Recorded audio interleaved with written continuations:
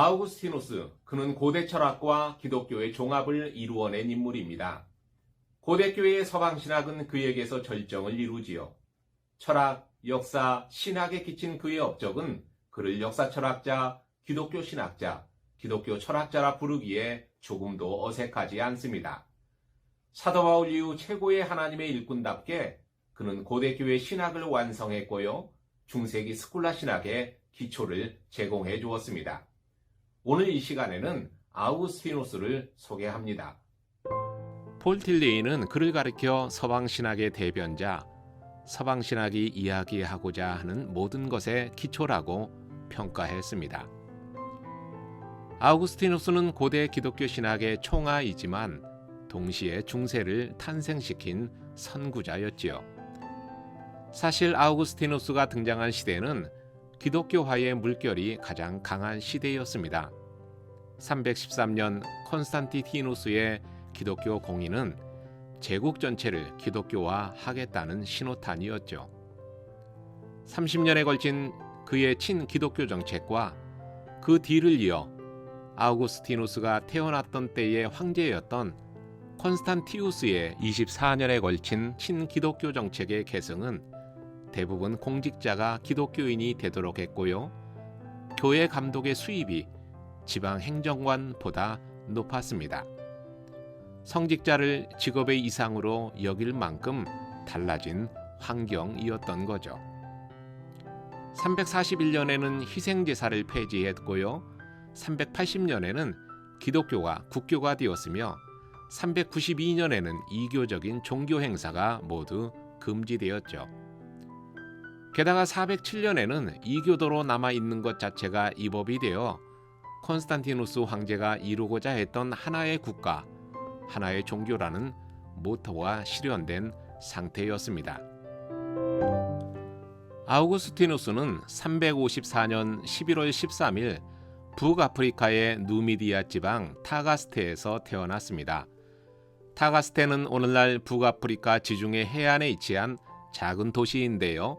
당시는 노마의 속지 중 하나였지요. 오늘날은 알제리에 속해 있습니다. 수쿠 아라스라 불리우지요. 타가스테는 카르타고, 그러니까 지금의 티니지로부터 약 200km 떨어져 있습니다. 아우구스티누스의 아버지 파트리키우스는 이교도의 하급 관리였습니다. 어머니 모니카는 독실한 기독교인이었죠. 자식에 대한 부모의 관심사는 서로 달랐습니다. 아버지는 아들이 훌륭한 수사학 교사가 되도록 좋은 교육 여건을 마련해 주는 것이었고요. 어머니는 자식의 구원이 1차적 관심사여서 올바른 신앙생활을 하도록 배려하는 일에 전념했지요. 어느 날 어린 아우구스티누스는 열병에 걸렸습니다. 죽을 수도 있는 상황이어서 어머니 모니카는 아우구스티누스에게 세례를 주어야 하는지 고민했지요. 죽는다면 세례를 받아야 하지만 만일 살아날 경우에는 세례받은 이후에 죄를 범하지 말아야 하기 때문이었습니다.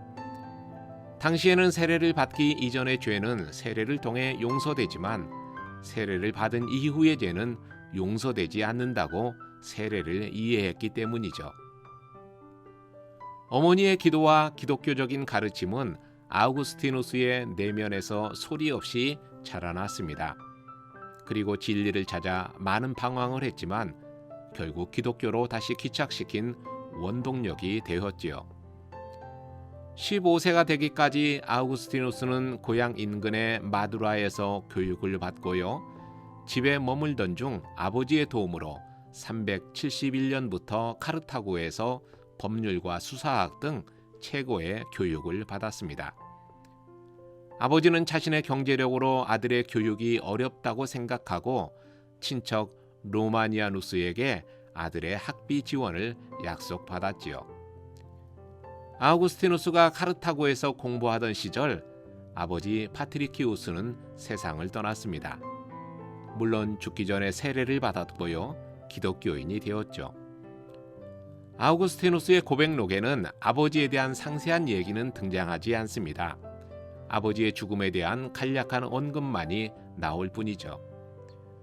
그것은 아버지가 그의 삶에 준 영향력이 크지 않다는 뜻으로 해석해 볼 수도 있습니다. 카르타고에서 공부하던 중 그는 한 여인과 깊은 사랑에 빠지게 됩니다. 카르타고의 흑인 노예를 알게 되고 아들까지 얻게 되었죠. 그의 나이 17살이었습니다. 그 시대의 사회와 문화적 경향을 오늘날을 잣대로 평가할 수는 없지만 그가 고백록에서 카르타고에서의 이때의 삶을 일생을 두고 부끄럽고 혐오스럽게 여겼다고 기록한 것을 살펴보면 건전한 삶이 아니었음을 알 수가 있습니다. 그는 태어난 아들에게 아데오다투스, 즉 하나님이 주신 자라는 이름을 주었습니다. 아는 뭐뭐로부터라는 뜻이고요. 데오는 하나님의 탈격, 그리고 다투스는 주다라는 동사의 과거 분사로서 주어진 자라는 의미입니다. 수사학을 배우던 카르타고 학창 시절은 그에게 정신적 방황의 시절이었습니다. 그는 키케로의 호르텐시루스와 베르길리우스의 작품을 통해서 진리 탐구에 대한 자극을 받았지요. 진리를 찾는다는 것은 키케로에게 있어서 그 자신에게 적합한 진리를 가진 철학을 선택한다는 것을 의미했습니다. 키케로는 일종의 절충주의자였지요. 철학이란 그에게 자신이나 로마 제국에 유익한 것을 선택하는 일이었습니다. 아우구스티누스는 그에게서 일종의 절충적이고 실용적인 태도를 배웠지요. 더불어 궁극적 진리에 대한 지혜를 찾으라는 키케로의 말은 성경이 무슨 덩어리라는 회의와 마니교가 합리적일 수 있다는 단정을 안겨주었습니다. 그로 인해서 악의 문제에 대한 답을 찾고자 9년간이나 마니교에 심취하기도 했지요. 마니교는 메소포타미아의 예언자 마니에서 유래했습니다. 마니교는 297년경 혼합주의적인 세계관을 가진 페르시아 종교라는 이유로 로마 당국에 의해 박해를 받았지만 3세기 말부터 사해 곳곳에 파고들며 특히 북아프리카 지역에서 상류층 속에 깊이 스며들어 있었습니다.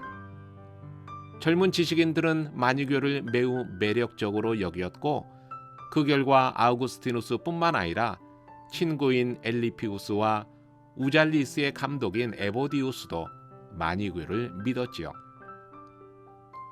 만일 하나님이 선하시다면 왜 이 세상에는 악이 존재하는가?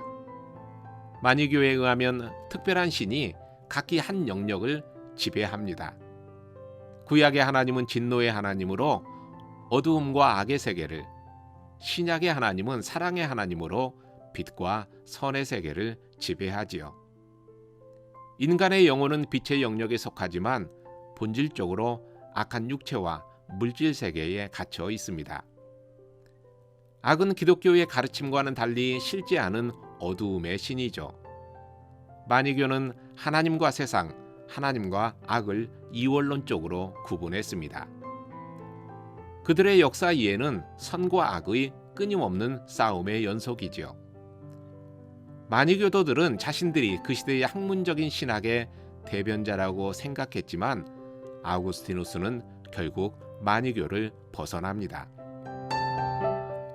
사실 아우구스티누스의 현실 비판과 제외의 문제는 마니교의 영향을 고려해야만 이해할 수 있지만 그로 하여금 마니교를 탈피하게 만든 것은 천문학이었습니다. 그는 점성가들의 우주에 대한 천문학적 계산이 마니교의 설명보다 더 정확하다고 느꼈지요.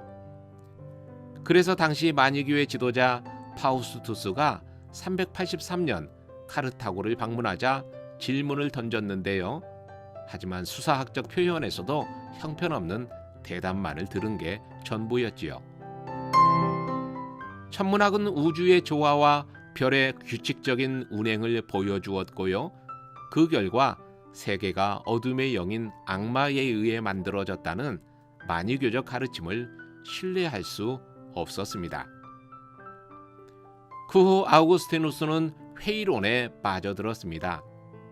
회의란 폴 틸리에 의하면 하나의 정신 상태로서 진리라고 여긴 그 무엇에 대해 실망과 환멸을 느낀 후 일어나는 현상입니다.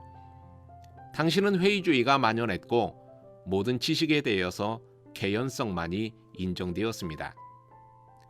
회의론에 의하면 객관적인 사상의 세계를 구축할 수 없었죠. 모든 것은 근본적으로 의심해야만 합니다.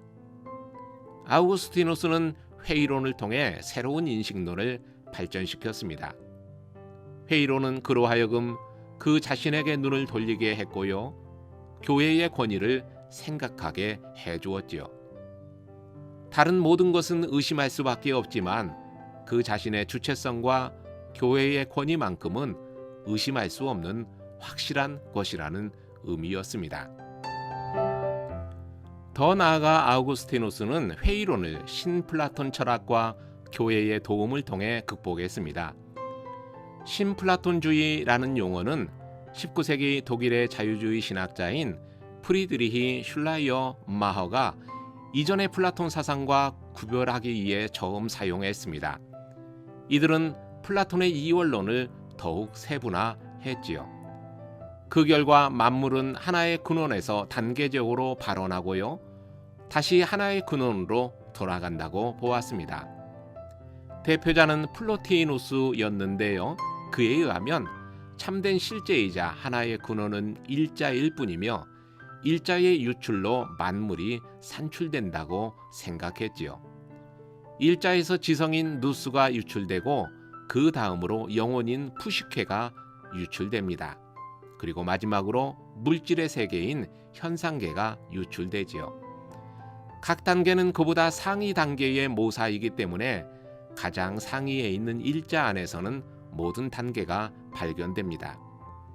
따라서 인간은 만물의 근원으로 돌아가기 위해 육체에 담겨 있는 이성과 영혼을 보존해야 하는 것이죠. 이처럼 신플라톤주의는 일자와 유출이라는 개념으로 세계의 통일성과 다양성을 설명했고요. 이데아계와 현상계를 연결시켜 이해하려고 했습니다. 그들은 정신과 영혼을 중시하는 매우 엄격한 금욕주의적 성향을 보였고요. 죽음도 영혼이 육체의 한계에서 벗어나는 것으로 보고 결코 두려워하지 않았지요. 만물이 궁극적 일자에 기초하고 있다는 이론은 유일신에 기초하고 있는 기독교에 큰 영향을 주었습니다.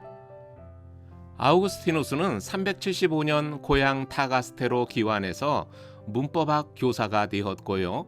1년 후인 376년에는 다시 카르타고로 가서 수사학 교사로 활동을 했습니다. 383년에는 수사학 교사로 로마에 가게 되지요. 그곳에서 수사학을 가르치는 동안 아카데미파라는 회의론자들의 영향으로 마니교의 이원론을 비판했습니다. 로마는 타가스테와 비교할 수 없는 규모였습니다. 그는 이곳에서 매우 중요한 두 사람을 만나게 되는데요. 하나는 당시 로마의 귀족이면서 원로원의 의원이던 신마쿠스와의 만남이고요. 다른 하나는 밀라노에서의 암브로시우스와의 만남입니다. 신마쿠스는 아우구스티누스를 밀라노의 수사학 교수 자리에 추천했어요. 그래서 384년 아우구스티누스가 밀라노로 가게 됐지요. 그곳에서 수사학 교사로 활동하면서 밀라노의 주교인 암브로시우스 감독을 만나게 됩니다. 암브로시우스는 아우구스티누스가 제일 확실하다고 생각한 교회의 권위 그 자체였습니다. 암브로시우스와의 만남은 그에게 인생의 전환점을 제공해주는 결정적 계기가 되죠. 그와 나눈 지적인 교제는 기독교에 대한 새로운 안목을 열어주었습니다. 암브로시우스는 강렬한 카리스마를 가지고 기독교적 진리에 대한 확신으로 무장했고요. 세속적인 것과의 모든 타협을 불허하며 치우침이 없는 반듯한 신학자요 목회자였지요. 밀라노, 그곳은 아우구스티누스에게 신앙의 고향입니다. 바울에게 다마스커스가 있었다면 아우구스티누스에게는 밀라노가 있었지요. 그곳에서 암브로시우스를 만났는데요. 그는 진리를 찾아 긴 여로에 지쳐있던 한 젊은이의 방황에 종지부를 찍은 인물입니다. 만남이 중요한 이유가 여기에 있습니다. 아우구스티누스와 암브로시우스의 만남은 아퀴나스와 알베르투스 마그누스, 루터와 멜라니톤, 칼뱅과 베자의 만남처럼 역사에 큰 획을 그었습니다. 이 시간에는 아우구스티누스의 밀라노 회심과 그가 이해한 기독교가 처음으로 빛을 발한 도나투스파와의 논쟁을 소개합니다. 자식을 향한 모정은 세상의 모든 여인에게 동일합니다. 모니카에게도 아들 아우구스티누스는 세상의 전부였습니다. 아들의 구원은 빼놓을 수 없는 일상의 기도였지요. 아들이 로마에서 밀라노로 갔다는 소식을 듣고 어머니 모니카는 385년 밀라노에 왔습니다. 어머니는 그동안 함께 살아왔던 여인과의 이별을 요구했습니다. 게다가 밀라노 귀족은 아우구스티누스에게 자신의 딸과의 결혼을 제안했지요. 상황을 알아차린 첫 여인은 아우구스티누스의 곁을 떠납니다. 그리고 1년 후 386년 8월경 밀라노 정원에서 아우구스티누스는 회심을 경험하지요. 어느 날 영혼 속 깊이 숨겨져 있던 비참한 모습이 눈앞에 스크린처럼 드러났고요. 뜨거운 눈물이 흘러내렸습니다. 그는 통곡하고 있었지요. 통곡은 더욱 심해져갔고 남들에게 들키고 싶지 않았습니다. 그는 정원으로 나아갔습니다. 그리고 무화과나무 아래서 부르짖습니다. 언제까지 내일 할 것입니까? 왜 지금은 안 되나요? 더러운 생활을 왜 이 순간에 깨끗이 끝내지 못하나요? 하며 소리쳤지요. 혼미했던 잠깐의 순간이 흘렀습니다. 그리고 한 음성이 들려오는 듯 했어요. 톨레 레게 톨레 레게 들고 읽어라 라는 라틴어 말입니다. 그는 성서를 보라는 암시로 이해했습니다. 바람에 날려 성경이 펼쳐졌지요. 시선이 멈춘 그곳은 바울의 로마서 13장 13절부터 14절 말씀이었습니다. 방탕과 술 취하지 말며 음란과 호색하지 말고 쟁투와 시기하지 말고 오직 주 예수 그리스도로 옷 입고 정욕을 위하여 육신의 일을 도모하지 말라. 그는 후에 고백록에서 이 구절을 읽은 후 한 밝은 빛이 내 마음에 들어와 의심의 모든 그림자를 몰아냈다고 적었습니다. 그는 조용한 시간이 필요했습니다. 친구 베레 쿤두스는 카시키아쿰에 있는 별장을 내주었습니다. 카시키아쿰은 밀라노에서 동북쪽으로 33km 지점에 위치해 있습니다. 아우구스티누스는 그곳에서 6개월을 지내며 글을 쓰고 세례를 받기 위해 마음의 준비를 했죠. 조용한 시간이 필요했지만 어머니와 아들이 함께 했고요. 친구 알피리우스, 리켄티우스, 트리게티우스도 있어서 열띤 토론 속의 시간을 보냈습니다. 아카데미 학파 논박, 복된 삶에 대해서, 질서에 대해서, 그리고 독백 등 후대인들이 카시키아쿰의 대화록이라고 부른 것들은 이때 나온 결과물들입니다. 아카데미 학파 논박은 키케로에 져서 아카데미카의 내용을 기본 자료로 해서 키케로가 속한 회의주의 학파인 신 아카데미 학파를 비판한 것입니다. 키케로는 후기 아카데미 학파에 속한 자로서 절충주의의 전형적인 인물이지요. 복된 삶에 대해서는 하나님을 소유하는 것과 행복의 문제가 내가 곧 진리이다 라고 선언하는 그리스도 안에서 이루어짐을 말합니다. 질서에 대해서는 하나님의 섭리와 악의 문제를 다룬 책입니다. 그는 하나님의 섭리와 악의 기원을 질서의 측면에서 이해했습니다. 더불어 하나님의 불변성도 여기서 강조했지요. 하나님을 인식하고 소유하는 두 길로 신앙과 이성을 제시했고요. 여기에 기초해서 지식론과 인식론을 설명했습니다. 독백은 영혼의 불멸이 주제입니다. 단 그 영혼은 진리와 함께 있는 영혼을 말하지요. 이 책은 마니교의 가르침과 회의주의의 논점을 확실히 극복한 분기점입니다. 그는 387년 3월경 밀라노로 돌아왔습니다. 그리고 4월 부활주일에 아들 아데오다투스, 친구요 제자인 알리피우스와 함께 암브로시우스 감독에 의해서 세례를 받습니다. 수세자인 아우구스티누스도 집례자인 암브로시우스도 아들의 세례를 기쁨으로 지켜본 어머니도 모두 눈물을 흘렸지요. 어머니 모니카는 같은 해 가을 고향으로 돌아가기 위해 오스티아에서 배를 기다리던 중 세상을 떠났습니다. 바닷가에서 어머니는 말했습니다. 자신의 육신은 어디에 묻혀도 괜찮다며 아들의 구원이 이루어졌으니 더 이상 바랄 것이 없노라고. 어머니의 죽음 후 아우구스티누스는 일행과 함께 로마로 가서 약 1년간 머물렀습니다. 그리고 388년 고향 타가스테로 돌아와 수도원을 설립했지요. 3년 후인 391년에는 히포의 감독 발레리우스에 의해서 강제로 사제 안수를 받았습니다. 395년에는 감독으로 성별되어 감독을 보좌했고요.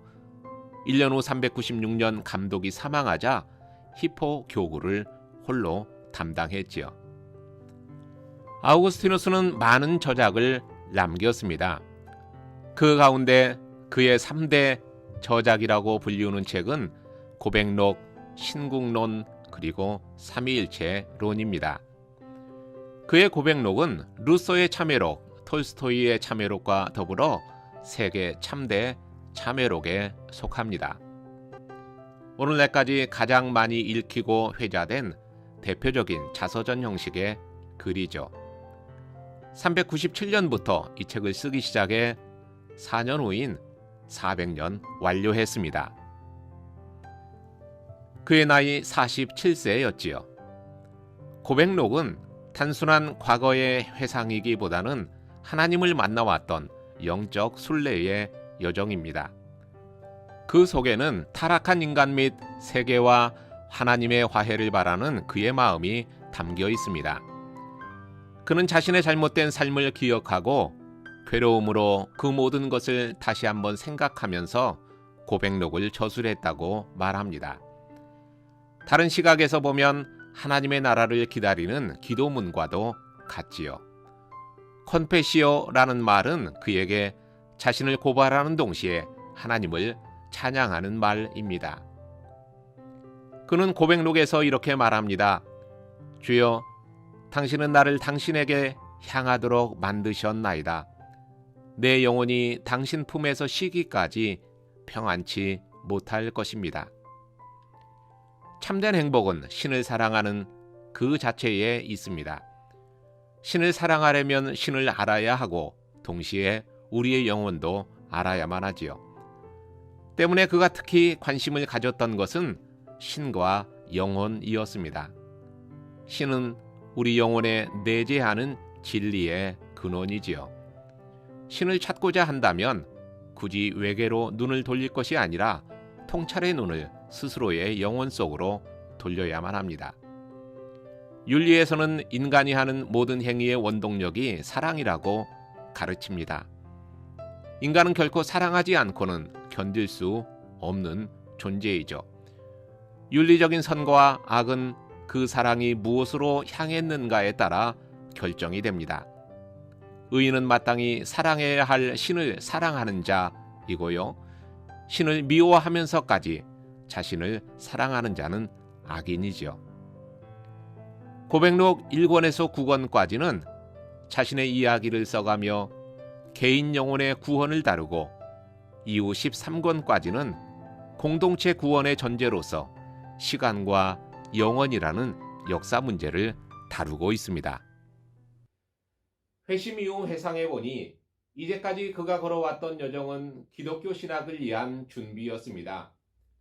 진리를 찾아 방황했던 시절은 이제 기독교 신학을 분명하게 드러내는 경계가 되어 주었지요. 무엇이 기독교이고 무엇이 아닌지가 명확해진 것입니다. 그가 이해한 기독교의 본질은 논쟁을 통해서 그 모습을 선명하게 드러내는데요. 바로 도나투스파와의 논쟁입니다.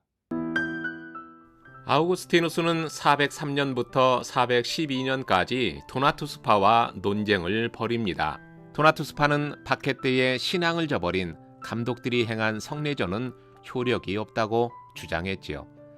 그들은 타락한 성직자이기에 그들이 속한 교회 역시 거룩하지 못하다고 보았습니다.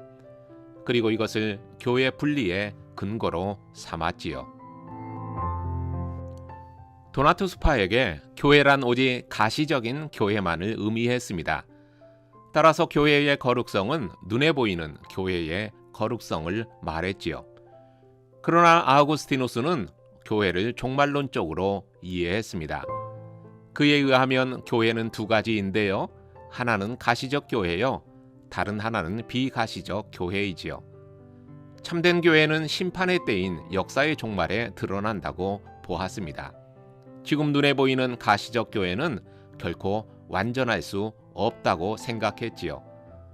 교회가 그리스도의 몸이기는 하지만 혼합된 몸이기 때문입니다. 그는 알곡과 가라지의 비유, 좋은 고기와 나쁜 고기의 비유를 그 예로 들었는데요. 나쁜 것의 제거는 역사의 종말에 죽게 달린 것이고 인간은 그 최종적인 판단자가 될 수 없다는 것이었지요. 교회가 거룩하다는 것은 교회가 주님의 몸이고 그 속에 성령께서 거하시기 때문이지 모든 구성원들이 거룩하기 때문은 아니라고 했습니다. 교회는 죄인들의 공동체이고 믿음으로 성도들의 공동체가 된 것이지요. 도나투스파는 백요한 감독이 시행한 성례전의 효력도 인정하지 않았습니다. 하지만 아우구스티누스는 그 효력을 인정했지요. 그에 의하면 세례의 주체는 감독이 아니라 주님이기 때문입니다. 성경에 근거해서 주님의 이름으로 세례를 주면 이것은 주님이 세례를 베푼 것이 된다는 뜻이지요. 세례는 삼위일체의 이름으로 베풀면 언제, 어디서, 그리고 누가 행하든 이것은 항상 하나님의 세례라고 말합니다. 따라서 이 세례는 항상 유효하다는 것이지요. 감독의 도덕적 상태나 수세자의 믿음의 상태가 세례의 본질에 영향을 주는 것은 아니라는 뜻입니다. 가룟 유다가 세례를 행할지라도 실제로 세례를 주시는 분은 주님이라고 말하지요. 아우구스티누스는 세례의 효력 여부를 사람이 아닌 하나님과 집내 그 자체에 두었습니다. 다시 말하면 교회의 거룩성과 성례전의 효력은 성직자의 옳고 그름이나 도덕적인 흠과는 무관하다는 것이죠.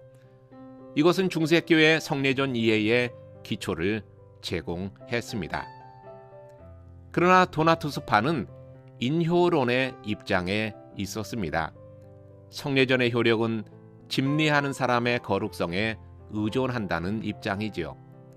인효론은 중세교회에 의해서 사제의 권한을 강화하는 방편으로 활용이 되었습니다. 아우구스티누스는 세례의 타당성과 효과는 구분했습니다.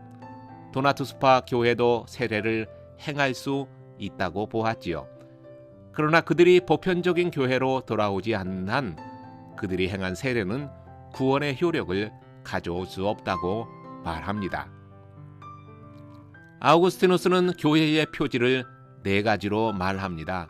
통일성, 거룩성, 보편성, 그리고 사도성이죠. 교회는 구원을 중재할 수 있는 객관성을 가진 기관입니다. 교회는 또한 무오류하지요. 교회는 땅 위에 있는 하나님의 나라이기 때문입니다. 성직자, 체제와 교권이라는 질서를 가진 가시적 교회 안에 천년왕국이 있다고 보았습니다. 이것은 중세교회가 아우구스티누스에게 그 기초가 있음을 알게 해주지요. 교회와 국가의 관계에 대해서도 도나투스파는 엄격한 분리를 주장했습니다. 도나투스파의 문제로 교회가 혼란을 일으키자 국가가 관여했는데요. 교회는 국가와 상관없는데 왜 국가가 교회 일에 관여하느냐는 것이지요. 아우구스티누스는 그들을 강제로 교회로 돌아오게 하는 종교적 강압에 찬성했습니다. 다시 말하면 국가의 교회 개입을 허용한 것입니다. 그는 강압을 교육의 한 방편으로 보았는데요. 치명적인 결과를 가져오기 전에 그들을 오류로부터 치유하는 것이 필요하다는 생각이었지요.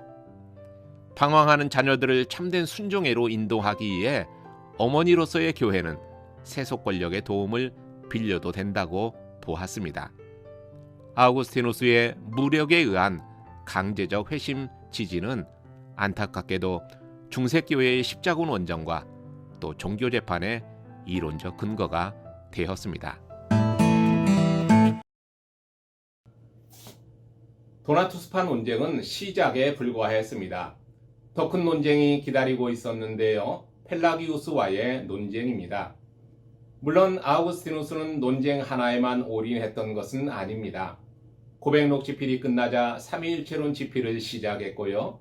펠라기우스와의 논쟁이 시작되면서 신국론 지필도 시작했습니다.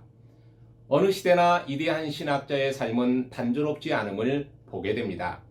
오늘은 펠라기우스와의 논쟁과 대표작인 삼위일체론을 소개합니다. 아우구스티누스는 412년부터 421년까지 펠라기우스와 논쟁을 벌였습니다. 펠라기우스는 영국 출신의 수도사로서 인기 있는 설교가였지요.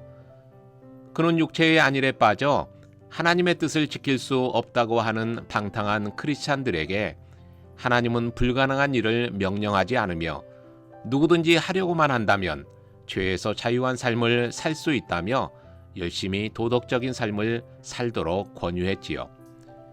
평신도 수사 신분이었지만 로마 귀족의 영적 안내자로 활동했고요. 인격적으로 존경받는 뛰어난 설득력과 지도력을 겸비했던 인물이었습니다.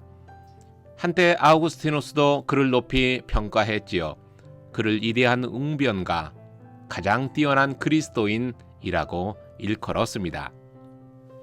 펠라기우스는 409년에서 411년 로마에서 자유의지에 대한 생각을 발표했습니다. 410년 서고트족이 로마를 약탈해 로마인의 충격과 허탈감 내지 무력감이 최고조에 달했던 때였지요. 알라릭은 로마 함락에 이어 대학살, 방화 그리고 약탈을 자행했고요. 3일 만에 로마를 떠났습니다. 로마로서는 대재앙이었지요.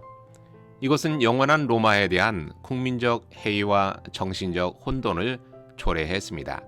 질서는 무너지고 도덕과 윤리는 없는 듯 했지요.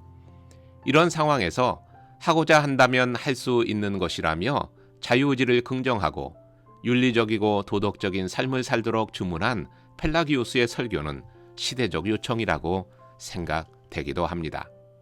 그의 사상은 제자 켈레스티우스에 의해서 북아프리카 교회에 전파되고 확산되었습니다. 펠라기우스는 아담이 범죄한 이후에도 그와 그 후손의 자유의지는 손상되지 않았다고 말합니다. 때문에 죄를 짓지 않을 수 있고 그 의지를 바르게 사용해서 구원에 이를 수 있다고 보았지요. 이러한 능력은 태어날 때부터 인간에게 주어지는 하나님의 본래적 은총 또는 창조의 은총이라고 보았습니다. 특히 어린이는 태어날 때 원죄에 오염되거나 성품이 부패한 상태에 있는 것이 아니기에 유아에게 세례는 불필요하고요. 세례가 구원의 방편이거나 은혜의 수단임을 부인했지요. 세례는 신자로 하여금 죄를 범하려는 습관을 억제해주고 자유의지를 바로 사용해 스스로 새로운 삶을 살도록 도와준다고 보았습니다. 때문에 그는 유아 세례를 부인했지만 세례 자체를 부인한 것은 아닌 듯 보입니다. 펠라기우스 주인은 416년 밀레부 회의, 418년 카르타고 종교회의, 그리고 431년 에베소 회의에서 이단으로 정제되었습니다. 펠라기우스의 뛰어난 제자인 켈레스티우스 역시 418년 카르타고 회의에서 이단으로 정제되고 파문당했지요. 인간의 전적 타락을 부인하고 하나님의 도움 없이도 의지를 사용해 구원에 이를 수 있다고 주장했기 때문입니다. 펠라기우스는 자유의지 문제로 아우구스티누스와 각을 세워 정죄를 당하고 역사 속에 부정적으로 서술되어 있지요. 하지만 아우구스티누스도 이에서 극찬했듯이 도덕적인 면에서 볼 때 탁월한 평신도였음은 분명합니다. 그는 평신도의 직분과 소명을 중요하게 보았습니다. 물론 사제의 직분을 부인하지 않았습니다. 그것은 특별한 소명에 해당한다고 보았지요. 교사의 직분에 대해서는 모두에게 해당하는 것이라고 말합니다.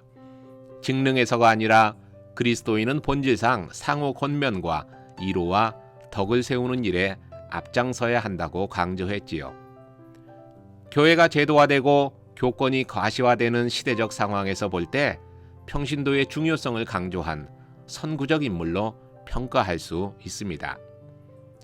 그는 더 나아가 부에 대한 신앙적 척도를 분명히 제시했습니다. 그는 세 가지의 부를 언급하는데요. 그것은 부유한 부, 가난한 부, 그리고 충분한 부입니다.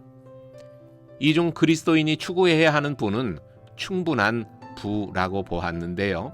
이것은 절제와 극기에 의한 부를 말합니다. 그는 끊임없는 소유욕을 비판하는 한편 재분배, 절제된 소비, 그리고 소박한 삶을 권면했습니다.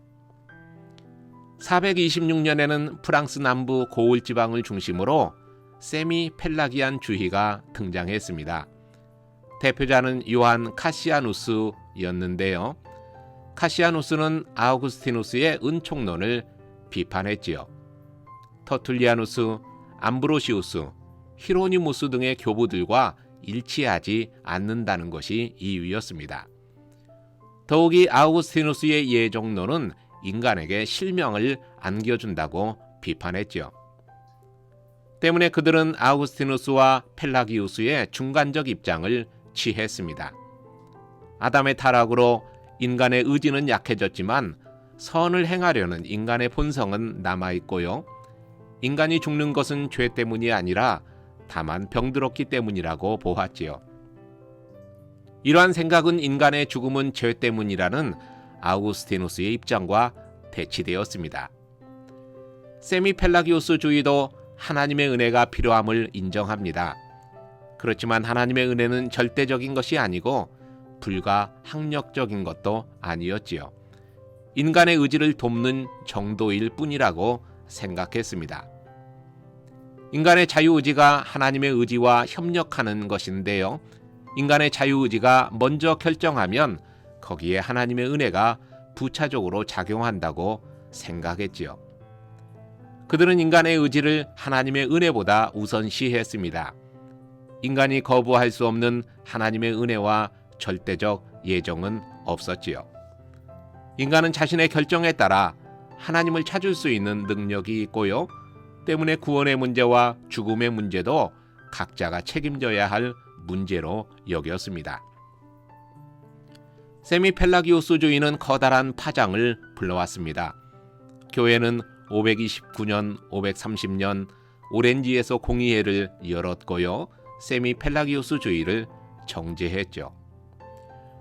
오렌지 공의회는 죄로 인해 인간은 전적으로 부패하게 되었고 오직 은혜로 구원 얻음을 재확인했습니다. 세미 펠라기우스주의는 정죄를 당했지만 곧바로 사라진 것은 아니었습니다. 중세의 신학사상을 면밀히 검토해보면 인간의 의지에 토대를 두고 행위를 강조하는 공로와 공적에 대한 신앙은 바로 세미 펠라기우스주의와 맞닿아 있지요. 적어도 종교개혁이 등장하기까지 중세 가톨릭 교회에 내재해 있었다고 볼 수 있습니다. 신학적 논쟁이 계속되는 상황에서도 아우구스티누스의 펜은 쉬지 않았습니다. 고백록에 이어서 그는 삼위일체론을 지필하기 시작했습니다. 삼위일체 신학은 그가 태어나기 30년 전부터 교회에서 커다란 이슈가 되어 있었지요. 325년 니케아 공의회는 이미 지나갔고요. 381년 콘스탄티노플 공회가 열렸을 당시 그는 마니교에 깊이 빠져 있었습니다. 그렇지만 삼위일체는 여전히 교회의 핫한 주제였지요. 이래 기독교에서 참된 진리를 발견한 아우구스티누스가 결코 지나칠 수 없는 신학적 사안이었습니다. 삼위일체론은 400년부터 428년에 집필되었습니다. 원 제목은 아리우스주의자들을 반대하는 15권의 삼위일체론이지요. 집필의 목적은 삼위일체에 대한 자신의 정확한 이해를 전달하고자 함이 아닙니다. 그에 의하면 인간의 언어는 매우 불완전해서 삼위일체를 논하기에 적합하지 않았지요. 그럼에도 불구하고 삼위일체를 논하는 것은 그것을 표현하기 위해서가 아니라 침묵하지 않기 위함이었습니다. 1에서 7권까지 아우구스티누스는 정통사상의 입장에서 삼위일체를 전개합니다. 그중 1에서 4권에서는 구약과 신약의 여러 본문을 검토하며 정통 입장과 일치를 추구하고요. 5에서 7권에서는 아리우스주의가 가진 문제점을 다루었지요. 8에서 15권까지는 그의 사상의 독창성과 심오성을 보여주는 부분입니다. 8권에서는 삼위를 사랑하는 자, 사랑받는 자, 사랑의 연대라는 관계로 설명하고요. 9권에서는 삼위를 정신, 정신의 지식, 정신 자체로 설명합니다. 10권에서는 기억, 이해, 의지로 설명했지요. 11에서 15권에서는 삼위일체가 지닌 구원론적 차원을 전개하고 있습니다. 아우구스티누스의 삼위일체론은 관계적 삼위일체입니다. 한 분 하나님 안에는 세 가지의 존재의 양식이 있지요. 그중 하나도 다른 하나가 없이는 있을 수 없습니다. 세 인격은 상호 의존의 관계가 형성되지만 동시에 단일성을 가지고 있습니다. 그는 우선 인간의 이성으로는 도저히 알 수 없는 삼위일체의 흔적을, 그 형상을 가진 인간, 특히 그 마음에서 찾았습니다. 예를 들어 사랑에도 삼위의 흔적이 있습니다. 즉 사랑하는 자와 사랑받는 대상, 그리고 사랑 자체이지요. 인간의 마음에 하나님의 형상이 있습니다. 마음은 창조주를 기억하며 이해하고 사랑합니다. 더 나아가 그는 인간 개개인의 내적인 정신세계에서 삼위일체의 흔적을 찾았지요. 물론 이것이 삼위일체에 대한 완벽한 해설을 제공하지는 않습니다. 그러나 삼위일체를 이해하는 데 큰 도움을 제공한 것만은 사실입니다. 아우구스티누스에 의하면 삼위는 구별되지만 동시에 통일성을 가지고 있지요. 세 하나님이 계시는 것이 아니라 한 분 하나님이 계십니다. 성부가 성자를 낳았기에 성부는 성자가 아니고요. 성자는 성부에게서 났으므로 성자는 성부가 아니지요. 성령은 성부나 성자가 아니라 성부 및 성자의 영에 불과합니다. 삼위는 상호 구별됩니다. 그렇지만 성부, 성자, 성령은 동등하고요. 통일성을 이루고 있지요.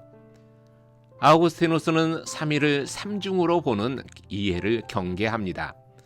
삼위는 각기 완전하지요.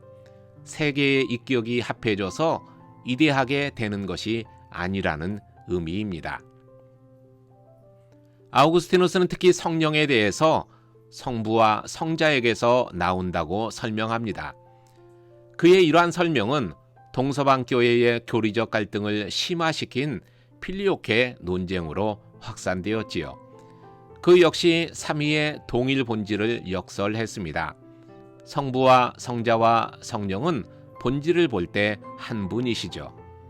본질은 히라보로 우시아인데요. 라틴어로는 수브스탄시아라고 말을 합니다. 삼위일체는 세 개의 페르조나로 구성된 하나의 본질입니다. 아우구스티누스는 삼위일체를 본질 안에서의 관계라고 해서 성자를 성부보다 못하게 여긴 유사본질과 의견을 달리했고요.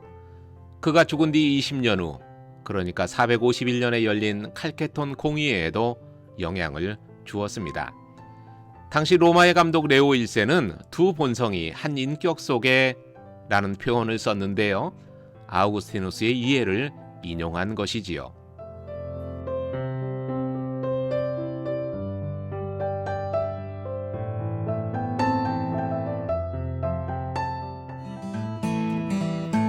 아우구스티누스의 또 하나의 이대한 저서가 남아 있습니다. 데 치비타스 데이 신국론이지요. 고백록이 신앙적 자아성찰의 과거를 회상한 것이고 삼위일체론이 당면했던 교회의 현실을 다룬 것이라면 신국론은 쓰러져가는 로마를 보면서 장차 이루어질 하나님의 나라만이 영원한 나라라는 그의 역사 철학이 담긴 저서입니다. 아우구스티누스는 펠라기우스와의 논쟁을 시작한 직후 413년부터 426년까지 신국론을 집필했습니다. 강대했던 로마 제국은 5세기에 들어 급격한 쇠퇴와 붕괴의 조짐을 보여서 서기 410년 8월 24일 서고트족의 알라릭에 의해 함락되었죠. 알라릭은 문화와 문명의 제국 로마를 마음껏 유린했습니다. 죽이고 빼앗고 불태우고 욕심을 다 채운 후 3일 만에 로마를 떠나 이베리아 반도로 약탈의 행군을 이어갔지요. 로마에게는 대재앙이었습니다. 로마 시민은 충격에 빠졌지요. 영원한 로마라는 이상은 짓밟히고 정신적 혼돈과 무기력이 팽배해졌습니다. 히에로니무스는 세상의 빛은 꺼졌다. 로마의 멸망은 전 인류의 멸망이다 라고 썼습니다. 이런 상황에서 컨스탄티누스 이후 주도권을 놓치고 사해 곳곳에 은닉해 있던 이교 신앙이 다시 숨을 몰아쉬기 시작했습니다. 그들은 로마 제국 참패의 원인을 전통적인 신들의 배격과 기독교 수용에서 찾으려 했지요. 4세기 초에 로마 사회에서 이교 신앙은 정치 사회적으로 패배했을지라도 사상적으로는 건재했던 것입니다. 아우구스티누스는 기독교가 처한 이 위기에 대응해야만 했습니다. 신국론은 이러한 배경에서 등장한 것이지요. 아우구스티누스는 로마의 쇠퇴를 전통 신들의 배격과 기독교의 수용에서 찾으려는 주장을 반박했습니다. 로마의 망조는 기독교의 신을 받아들여서가 아니라 이 땅에 속한 나라인 점에 그 원인을 두었지요. 그는 망하지 않는 나라, 곧 영원한 나라는 오직 하나라고 말합니다. 그것은 하나님의 나라였지요. 아우구스티누스는 신국론을 쓴 배경에 대해서 이렇게 말합니다. 410년 고트족의 침략과 공격으로 로마가 파괴되었다. 엄청난 재앙이었다. 그러자 다수의 거짓 신들을 섬겨오던 숭배자들, 재앙의 탓을 그리스도교에 씌우려 하면서 그 어느 때도 볼 수 없었을 만큼 혹독하고 신랄하게 참 하나님을 모독하기 시작했다. 나는 그 자들의 모독과 오류에 맞서 신국론을 집필하기로 작정했다. 13년 동안 집필한 신국론은 서유럽 최초의 역사 철학이자 인류의 문명을 철학, 종교, 문화, 역사 지식을 총동원해 정리한 최초의 역사 철학서 또는 역사 신학서입니다. 그가 본 인류사는 창조, 타락, 약속, 구원, 종말로 엮어진 오막의 대서사시이지요. 창조주 하나님은 태초부터 계셨습니다. 악은 인류를 괴롭히는 원흉이며 그 기원은 자유의지라고 보았지요. 하나님의 은총은 선과 악 사이에서 투쟁하는 인간 의지를 붙들어주면서 구원의 섭리로 역사를 이끌어가지요. 종말의 선인은 하나님의 도성 신국에서 영원한 행복을 누리는 반면 악인은 지상의 도성에서 영원한 고통에 빠진다는 거예요. 그는 종말에 완성될 하나님의 도성을 진리를 군주로, 사랑을 법도로, 영원을 척도로 두는 완전사회라고 정의합니다. 거기서는 진리가 승리요, 거룩함이 정의이며 평화가 행복이요, 삶은 영원한 거지요. 국가와 교회에 대한 긴장된 설명도 그 속에서 찾을 수 있습니다. 하나님의 나라는 하늘에서 오고 세속의 나라는 마귀에서 오지요. 전자는 구원을 지향하고 후자는 지옥의 고통을 향합니다. 땅 위의 평화는 정의를 통해 가능하고 정의는 오직 교회 안에 있지요. 따라서 국가는 교회 아래 있으며 상대적 권리를 가지고 있습니다. 천년왕국은 그리스도의 나라인 교회 안에 있는데요. 세계사 안에서는 어떤 새로운 단계도 기대할 수 없다고 썼습니다. 아우구스티누스는 일반적으로 생각하는 천년왕국설을 거부합니다. 그는 전 천년설도 후 천년설도 아니지요. 오히려 그리스도가 현 시대에서 교회를 지배하고 있다는 내용의 그리스도가 지배하는 천년을 주장합니다. 이에 근거해서 그는 교황에게 세속의 통치자보다 높은 권한을 부여했습니다. 교황을 땅 위에 있는 하나님 나라의 대표자로 보았기 때문입니다. 아우구스티누스의 신학을 수용하는 순간부터 교황과 국가의 대립 및 갈등은 이미 중세에 예고되어 있었습니다. 아우구스티누스의 신국론은 이후 오랫동안 교회에 순종할 때만 지옥에서 벗어날 수 있다는 의미로 해석되었고요. 중세교회의 권력 강화에 기여했지요. 신국론은 신앙과 이성, 자연과 은총, 인간의 자유와 하나님의 섭리, 이교 문화와 그리스도교, 한마디로 서구 문명의 두 줄기인 헬레니즘과 헤브라이즘을 하나로 종합하는 아우구스티누스의 가장 대표적인 작품입니다. 전체는 약 300페이지 분량입니다. 총 22권으로 구성되어 있고요. 전반부인 1권에서 10권에서는 호교론이 키워드이지요. 로마와 이교 철학을 비판하고 있습니다. 후반부인 11에서 22권은 두 도성을 설명합니다. 그중 11에서 14권은 신국론의 핵심 부분인데요. 그의 고유한 역사 철학이 개진되어 있지요. 아우구스티누스는 신국론과 삼위일체론 등 대작을 모두 완성하고 반달족들이 히포시를 점령하여 포로가 된 지 3개월 만인 430년 8월 28일 76세의 일기로 하나님의 부름을 받았습니다. 파비아에 묻히기까지 그가 의도한 기독교 진리의 체계를 이루는 데는 거의 30년의 시간이 걸렸지요. 신성 로마 제국의 칼 대제는 신국론을 베개 옆에 두고 늘 읽었다고 합니다. 독일 철학자 칼 야스퍼스는 성 아우구스티누스를 고대 철학의 거장이자 그리스도교 철학과 신학을 정립한 교부 중에 최고로 꼽았지요. 과정신학자 다니엘 윌리엄스는 서양 기독교 사상은 아우구스티누스의 계속적인 인용일 뿐이다 라고 했습니다. 아퀴나스는 교부저서에서 그가 인용한 80%가 아우구스티누스의 것이었지요. 그의 신학적 모토 나는 알기 위하여 믿는다는 중세교회의 신학적 자세였습니다. 루터와 깔뱅은 인간은 전적으로 타락해 구원의 소망은 오직 하나님의 예정과 은총으로만 가능하다는 아우구스티누스에 의지해서 로마 카톨릭과 인본주의자였던 에라스무스와 싸웠지요. 아우구스티누스는 루터 이전의 루터였습니다. 깔뱅은 기독교 황유에서 아우구스티누스를 무려 342회나 인용했지요. 아우구스티누스는 데카르트보다 1200년 앞서 회의론을 반박했습니다.